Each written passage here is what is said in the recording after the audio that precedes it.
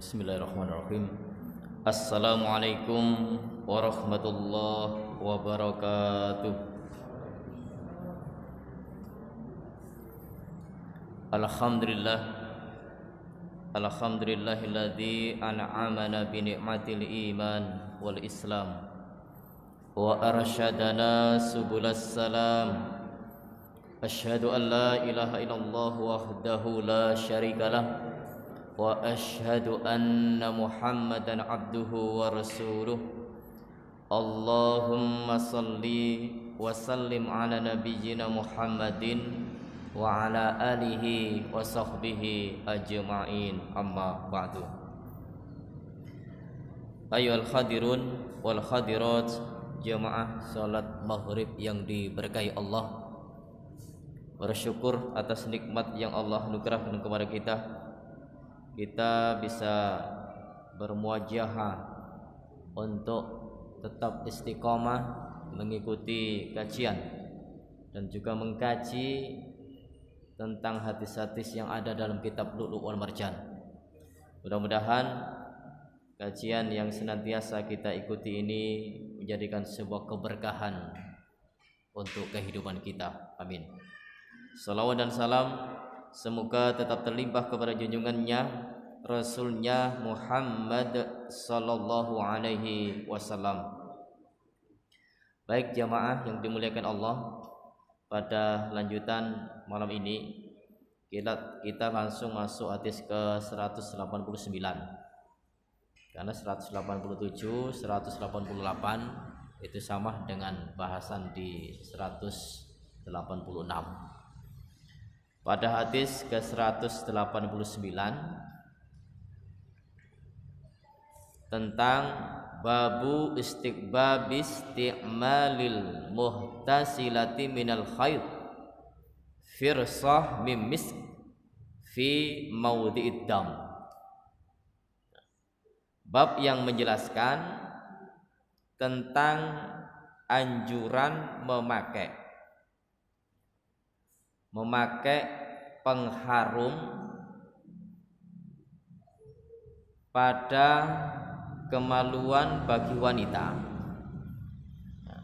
yang mandi besar sehabis haid. Ini bahasan yang urgent juga. Tentang redaksi judul pun juga kita atur untuk pemanaannya sehingga bisa lebih diterima oleh kalangan kita. Karena kalau kita mengikuti dari teks judulnya itu nanti bahasanya itu melompat, sehingga untuk mendudukkan permasalahannya kita pun juga bagaimana mengartikan tentang redaksi ke bahasa kita bisa kita tangkap dengan sebaik-baik mungkin. Hadis 189, hadisu Aisyah annam ro'atan sa'alat Nabiyya sallallahu alaihi wasallam an husliha minal makhir. Hadis yang bersumber dari Aisyah bahwasannya ada seorang perempuan yang tanya kepada Nabi sallallahu alaihi wasallam tentang tata cara mandi dari haid. Fa'amaroha kaifa taghtasilu, maka Nabi menunjukkannya bagaimana cara mandi orang yang sudah mengeluarkan haid itu.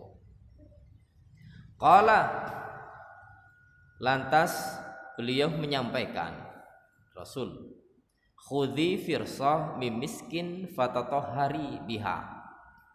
Ambillah firsa itu kapas atau wol. Kemudian ambillah kapas untuk digunakan bersuci yang sudah diolesi oleh minyak misk. Ini qalat wanita itu tanya lagi, kaifa atatahharu biha, bagaimana cara bersuci itu wahai Rasul? Qala, Rasul pun juga tetap mengatakan tatahhari biha, bersucilah dengan kapas yang sudah diberi minyak misik itu. Qalat kaifah, bagaimana caranya? Qala, Nabi mengatakan subhanallah, maha suci Allah. Tatahhari biha, bersucilah dengannya. Fastabattuha ilayya, maka Aisyah mengatakan, wanita itu aku tarik ya, aku tarik untuk berada di sampingku. Fakultu, maka aku Aisyah mengatakan padanya, tatatabba'i biha athar dam. Beliau Aisyah menjelaskan, letakkan kapas itu pada kemaluan untuk menghilangkan athar dam, yaitu bau darah. Akhrajahul Bukhari, hadis riwayat Imam Bukhari. Baik, pada hadis ini kita tadi ditunjukkan tentang firsa. Ya, firsa itu kapas atau wol. Ini bahasa seperti ini hanya redaksi atau hanya harokat. Kalau harokatnya keliru sedikit, maka maknanya maknanya akan keliru. Firsa, ada juga fursa. Fursa itu maknanya kesempatan. Kalau firsa fa-nya dikasroh, maka sudah berubah menjadi ya kapas atau wol, yang nanti maknanya nanti juga akan melebar. Nah, firsa ini menurut Ibnu Sayyidah mengatakan bahwa firsa itu potongan kain baik dari kapas atau wol,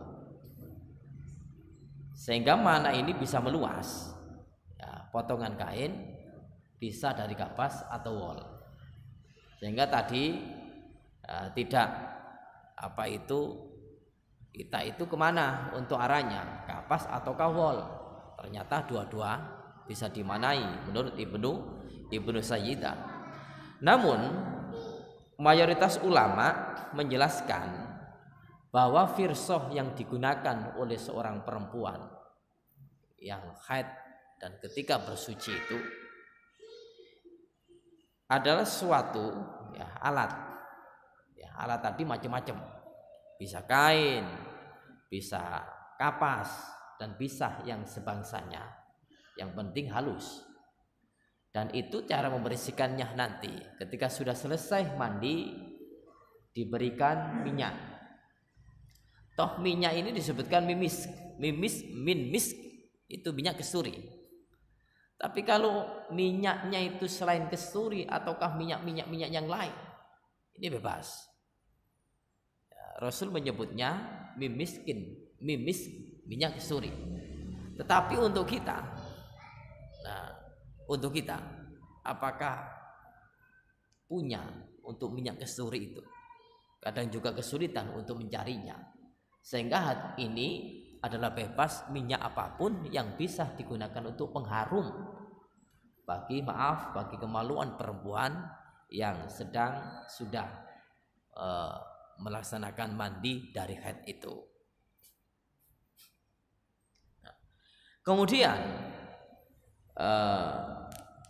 ketika Ibu Aisyah menjelaskan tentang hadis ini, menceritakan perihal seorang perempuan yang hadir datang ke hadapan Nabi. Itulah seorang perempuan pada zaman Rasulullah. Ketika ada Rasulullah, tanyanya itu langsung ke Rasul.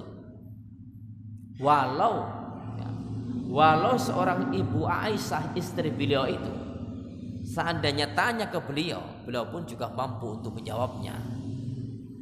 Namun takzim kepada Rasulullah SAW. Seseorang yang diutus, orang yang lebih paham, bila nanti ya terjadi sesuatu yang perlu kami ingin tanyakan lagi, sudah tidak perlu dipikirkan, sudah tidak perlu ragu-ragu lagi. Jadi pertanyaan jawabannya puas. Tetapi untuk urusan ini nanti ada sedikit yang perlu kita gabungkan. Tentang seorang ibu Aisyah berada di samping Nabi dan seorang perempuan yang berada di samping Nabi untuk menanyakan sesuatu yang beliau sendiri belum paham. Ini rata-rata kalau zaman Rasulullah tanyanya itu belum paham, untuk bisa mencari ilmu. Nah, sehingga didampingi oleh Aisyah. Ini karena seorang perempuan.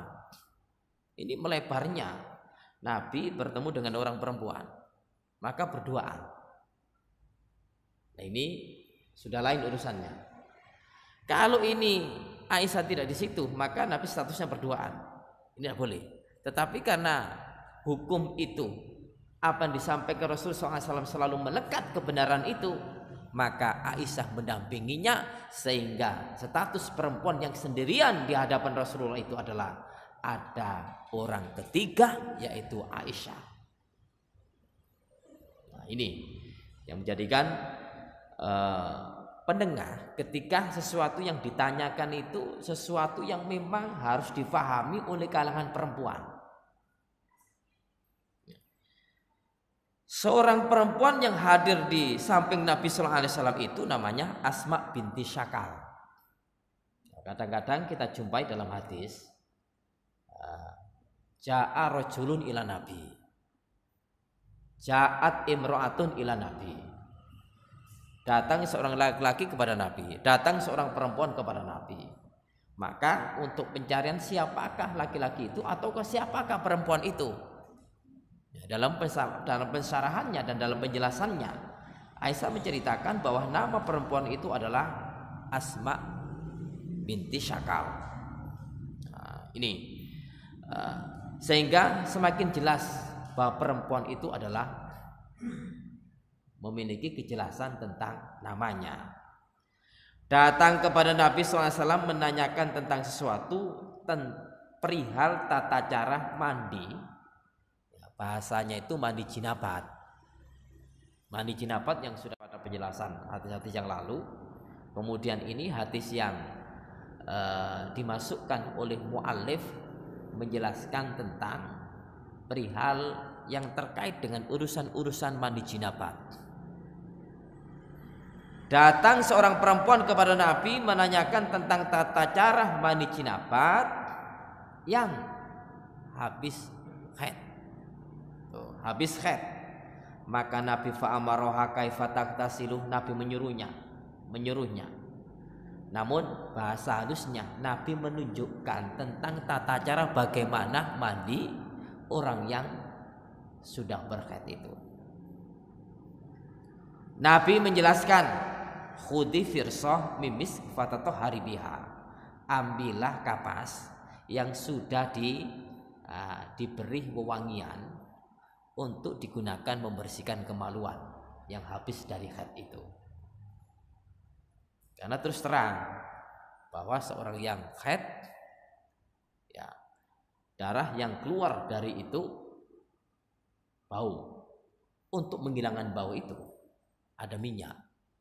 Ini upaya bagaimana pengharum itu melekat pada diri seorang perempuan. Kemudian jawab dari keterangan Rasul SAW tersebut, seorang wanita tanya lagi, kaifa atatoharu biha, bagaimana cara bersuci Nabi? Nah, bagaimana cara bersuci? Sudah dijelaskan seperti ini. Si perempuan itu tanya lagi, bagaimana caranya? Nah, kalau Nabi mengatakan tatohari biha, bersucilah dengan firsa itu. Artinya habis mandi, kemudian penjelasannya sudah jelas, lantas gunakan firsa itu untuk membersihkan dari kemaluan yang habis keluar haid itu. Namun si perempuan itu tanya lagi, kaifa, bagaimana Rasul? Bagaimana caranya? Nah inilah sisi-sisi yang seperti ini, yang semestinya urusan ini tidak diungkap, urusan ini adalah urusan malu. Kalau itu disebut maka ini adalah urusan malu, Nabi tidak menyebutkan. Maksudnya bahasa kita, hendaknya perempuan itu bisa memahami. Kalau dijelaskan secara jelas dengan terang, itu kalau kalangan perempuan, maaf kalangan laki-laki tidak ada masalah. Tapi seorang laki-laki dengan perempuan, ada seorang ibu Aisyah, maka bahasanya Nabi itu pun juga tidak belak-belakan. Bahasa perempuan tadi mbok yo tahu, mbok yo mengerti, itu adalah urusan perempuan. Ini ternyata masih tanya lagi, sehingga Nabi sampai mengatakan kalimat tasbih subhanallah. Ini menunjukkan bahwa perempuan tadi itu memang betul-betul belum paham. Ya, saya cik nemene. Ya, subhanallah, maha suci Allah. Nah ini bisa jadi satu, puji nemene. Yang kedua, Nabi nggak memaparkan tadi malu dengan istrinya. Nah, kalau istri saja sih lain lagi urusannya. Kalau ada istri, ada perempuan, ini sifat malunya itu luar biasa. Maka Nabi itu punya sifat malu itu paling tinggi, malu dalam urusan hal-hal yang pelik dan semestinya orang itu memakluminya. Makanya berbicara masalah malu, Rasul mengatakan al-haya'u minal iman. Malu itu sebagian dari iman. Malu apa? Nah, bahasanya malu dalam hal-hal segala yang mestinya tidak diungkap. Ini mestinya orang itu memahami. Malu dalam hal orang itu harus tahu tentang dirinya, bahwa dirinya itu adalah belum paham. Maka untuk malu seperti ini hendaknya orang itu harus dicegah. Si perempuan ini bahasanya kalau nggak mau tanya, wah ini tidak akan bisa. Berarti malu bertanya. Padahal malu bertanya itu adalah sesat di jalan, kata pepatah. Sehingga dalam urusan kebaikan harus ditanyakan. Walaupun dalam urusan yang urgent, yang semestinya itu tidak diungkap, ada solusi. Seperti apakah solusinya? Aisyah berada di sampingnya, dan Aisyah bisa menjelaskan. Sampai Aisyah mengatakan ketika Rasul bertasbih subhanallah, orang ini belum paham. Tato hari bersucilah dengan itu, kata Nabi itu, dengan itu. Apa reaksi Aisyah? Fastabattuha ilayya, maka Aisyah mengatakan, aku tarik perempuan itu. Aku tarik, bahasa istabada. Itu tarik. Namun tarik yang dilakukan oleh Aisyah itu bukan keras, halus. Ya, ditarik orang itu pelan-pelan ke belakang. Maksudnya untuk mendekat Aisyah dan bahasanya tidak kedengaran oleh Rasulullah, walau Rasul itu berada di sampingnya. Rasulullah betul-betul paham. Maunya itu dijelaskan sampai jelas. Nah Aisyah kalau menjelaskan, ya lain lagi, ya jelas terbuka untuk urusan perempuan dengan perempuan. Dijelaskan oleh Aisyah, fakultu, maka aku katakan, tatabai biha atharodam. Maksudnya letakkan kapas itu yang sudah dikucuri oleh minyak tadi, ya, ke kemaluan. Untuk apa? Untuk menghilangkan bekas atau bau dari darah itu. Karena darah itu, darah haid adalah darah yang kotor, yang najis, yang baunya pun juga luar biasa. Sehingga solusinya adalah agar bau itu tidak menyengat dan hilang, harus diberikan minyak yang merubah tentang bau yang tidak enak menjadi nyaman. Nyaman bagi perempuan itu juga nyaman bagi orang yang ada di sisinya, ya, terutama suaminya.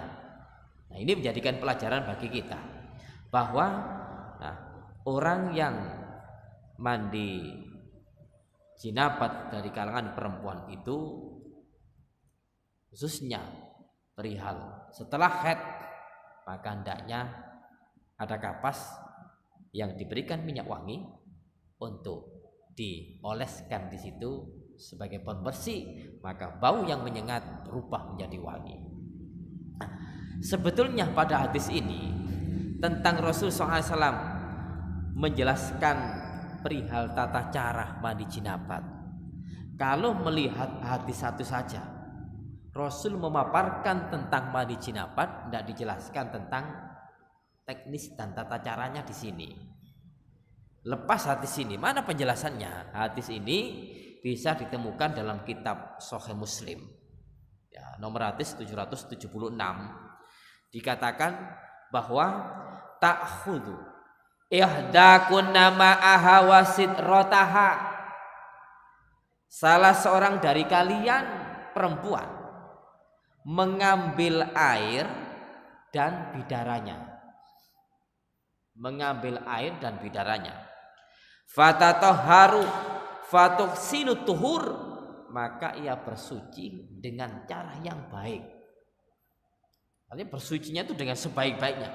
Summata subu ala ra'siha, lantas menuangkan air itu ke kepalanya, maksudnya rambutnya, dituangkan air itu di atas itu. Fatu dallikuhu dalkan syadidan, maka fatu dallikuhu, maka hendaknya menggaruk-garuknya dengan garukan yang kuat. Artinya ketika menuangkan air ke atas kepala kemudian digosok-gosok, ngosoknya itu jangan ngosok yang ringan, ngosok betul-betul ngosok sehingga yang ada dalam pangkal-pangkal rambut itu betul-betul bersih. Hatta yablugha wasyu'un hatta yablugha wasyu'una ra'siha, sampai hingga sampai ke pangkal-pangkal rambut itu. Summata subu alaihal ma, setelah tadi dituangkan air ke kepalanya kemudian digosok hingga ke pangkal-pangkal rambutnya, lalu dituangi air lagi, dituangi air lagi. Summata kutu firsa mumassakatan fatatahharu biha, kemudian mengambil firsa, firsa yang sudah dicelupkan dengan minyak kasturi tadi, lantas digunakan untuk membersihkan pada kemaluan itu. Khudhi firsa mimis, khudhi firsa mimis fatatahhar biha. Nah, sekarang penjelasan, ambillah firsa yang sudah dilumpuri oleh air, oleh minyak misk, kemudian untuk memensucikannya itu, betul-betul membersihkan dari kotoran orang setelah bersuci dari haid itu. Ini penjelasan pada hadis ini, betul-betul Rasulullah itu memudahkan kepada umatnya, bahwa ketika ada seorang perempuan yang belum paham dan minta untuk penjelasan tentang mandi, tata cara mandi sehabis orang itu haid. Kalau hanya penjelasan mandi jinabat, itu sudah penjelasannya yang lalu. Lah ini permasalahannya, di samping mandi jinabat sembari haid itu bagaimana cara membersihkannya? Apakah cukup mandi jinabat saja kemudian ini dilepas? Tidak. Ternyata ada keterkaitan. Ya, ada keterkaitan. Kalau lepas mandi jinabat yang tempo hari kita jelaskan, itu sudah jelas. Kemudian permasalahannya sekarang pada hadis ini adalah orang mandi jinabat habis haid.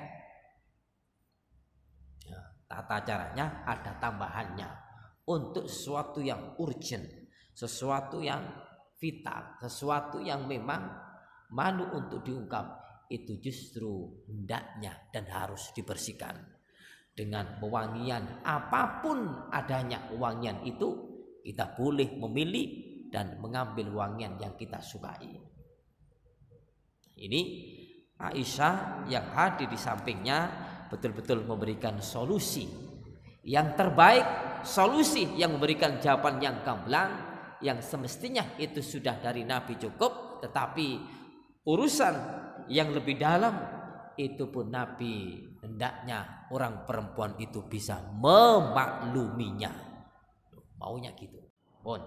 Ini hadis ke-189. Sekarang satu lagi. Hadis ke-190. Babul mustahadati wa husliha wa sholatiha. Bab yang menjelaskan cara mandi dan sholat bagi wanita istihadah. Babul mustahadati. Hadis ke-190. Hadisu Aisyah radhiyallahu anha qalat ja'at Fatimah ibnatu Abi Hubash. Aisyah mengatakan, datang Fatimah binti Abi Hubash ila Nabi sallallahu alaihi wasallam faqalat, kepada Nabi sallallahu alaihi wasallam faqalat, maka ia mengatakan, ya Rasulullah, wahai Rasulullah, innim ra'atun ustahad. Aku ini Rasul, seorang perempuan yang terus menerus haid, istihadah, yang terus menerus istihad. Istihadah terus menerus. Kemudian fala athur, dan tidak kunjung suci, artinya tidak bersih-bersih. Istihadah terus, mengalir terus dan tidak bersih-bersih. Afa ada'us sholat, apakah aku meninggalkan sholat? Kata perempuan itu. Faqala Rasul sallallahu alaihi wasallam, maka Rasul mengatakan, la, tidak. Innama dzalika irkun wa laisa bihaidin. Itu adalah darah yang keluar dari pembuluh darah. Irkun itu arti aslinya keringat.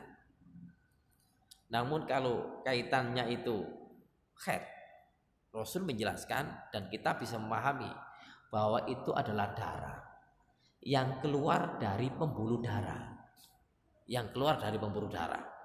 Walaisa bihaidin, dan bukan haid. Faida akbalat haidatuk fada'is sholat, maka jika datang haidmu tinggalkan sholat. Wa idza asbarat faksili angkidam, jika telah pergi masa haid itu, maka bersihkanlah darah itu. Summa sholli summa tawaddo, kemudian salatlah, kemudian berwudulah, likulli sholatin, pada setiap kali salat, hatta yaji'a dzalikal waqt, sehingga sampai datang waktu haid lagi. Maksudnya gini, hadis ini menjelaskan tentang haid, satu yang tentang haid nanti bercampur dengan istihadah. Haid itu terus terang itu adalah darah alami yang keluar dari kemaluan perempuan. Apa penyebabnya? Yang muncul yang apa itu? Keluar haid dari kemaluan perempuan ini akibat proses biologis dan psikologis yang muncul dari sirkulasi rahim. Kemudian karena apa? Karena hormon yang berpengaruh kepadanya, sehingga kalau indung telurnya perempuan itu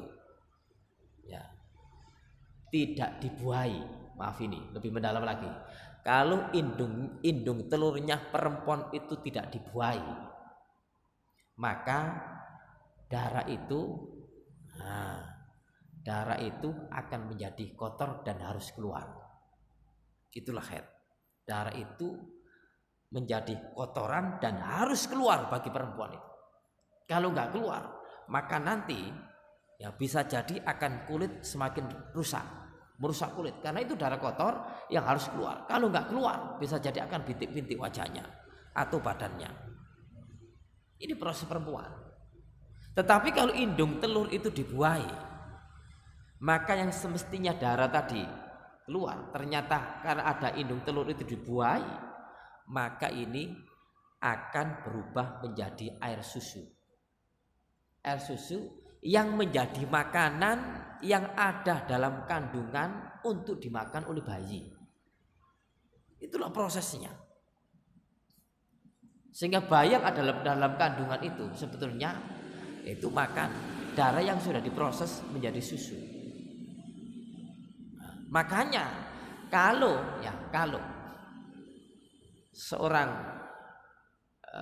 seorang yang hamil, perempuan hamil, maka bahasanya haidnya sudah tiada, karena berubah tadi kan ya karena berubah. Tapi kalau nggak hamil maka haidnya ada.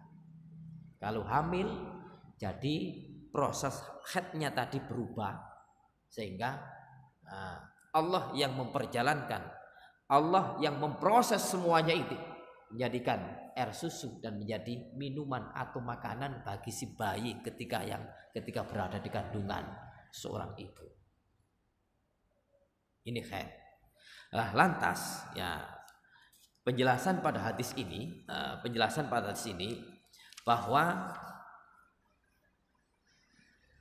perihal tentang istihadah ini memang terjadi dari kalangan sebagian perempuan. Karena kalangan perempuan itu enggak semuanya.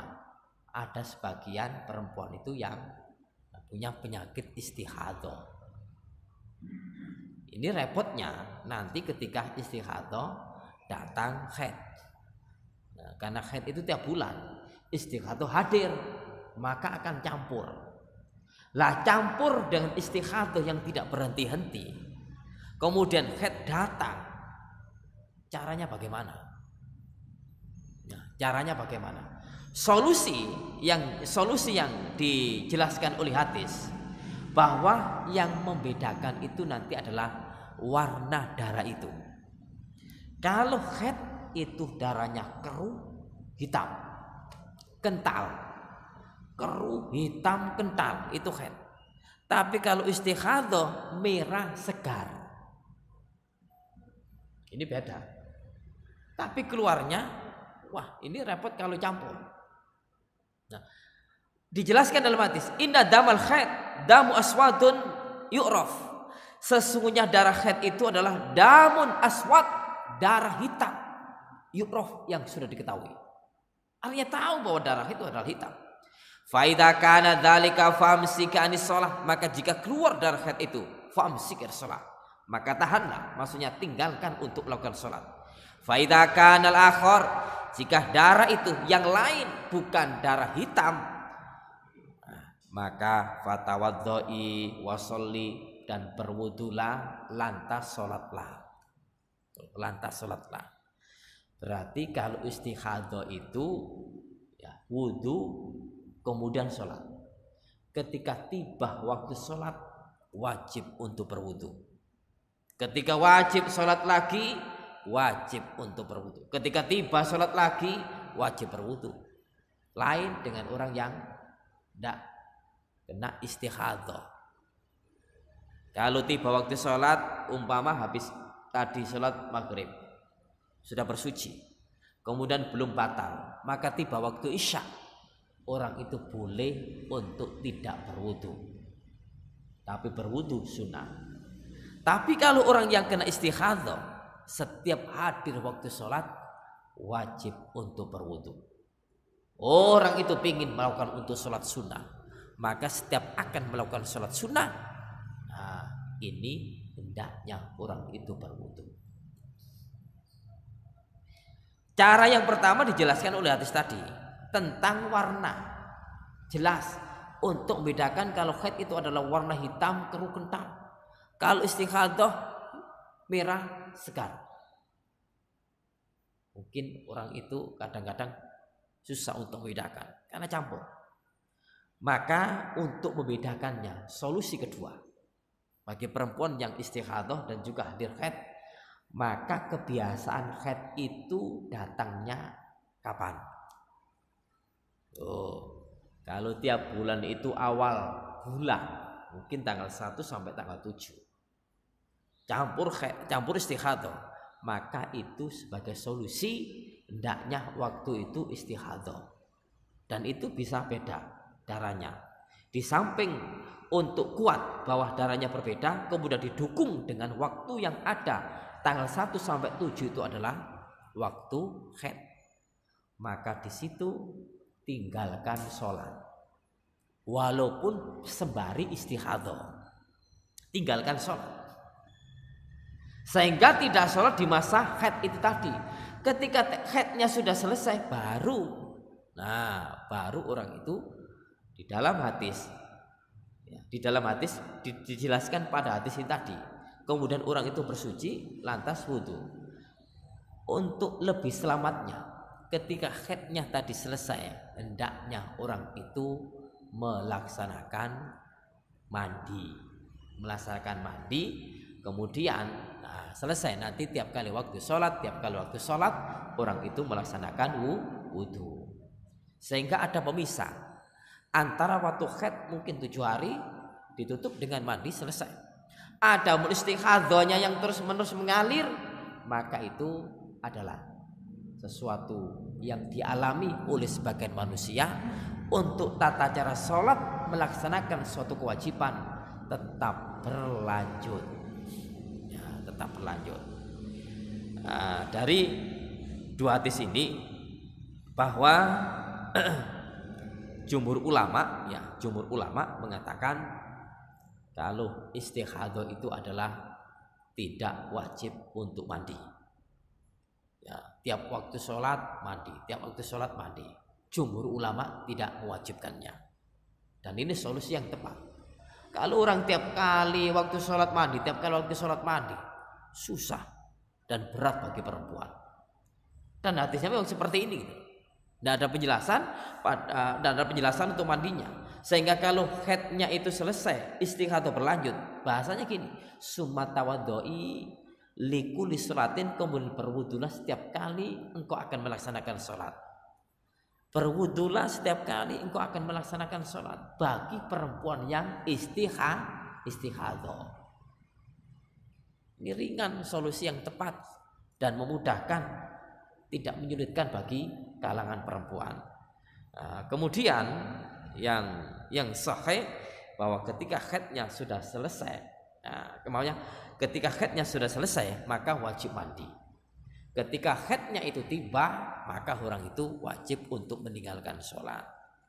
Sehingga pada dua hadis ini memberikan pencerahan, penjelasan bagi kalangan perempuan bahwa kesimpulan dari hadis 189, kalau orang itu haid selesai kemudian mandi jenabat, hendaknya untuk membersihkan dengan menggunakan, mungkin pada umumnya kapas itu diberikan wangian untuk menghilangkan bau yang tidak sedap.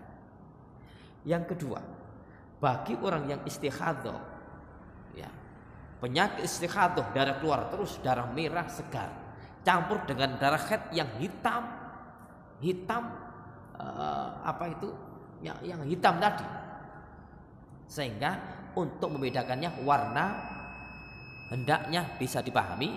Yang kedua, kalau sulit waktu masa haidnya tiba itu kebiasaannya tanggal berapa, itu menjadikan solusi sehingga orang itu betul-betul bisa meletakkan bagaimana kondisi haid, bagaimana kondisi istighadah. Inilah sebuah solusi yang betul-betul memberikan jalan keluar bagi kalangan perempuan. Kira-kira itu. Demikianlah. Mudah-mudahan apa yang kami sampaikan bermanfaat untuk kita. Akhirul kalam, kita tutup dengan doa kafaratul majelis. Subhanakallahumma wa bihamdika asyhadu an la ilaha illa anta astaghfiruka wa atubu ilaik. Wassalamualaikum warahmatullahi wabarakatuh.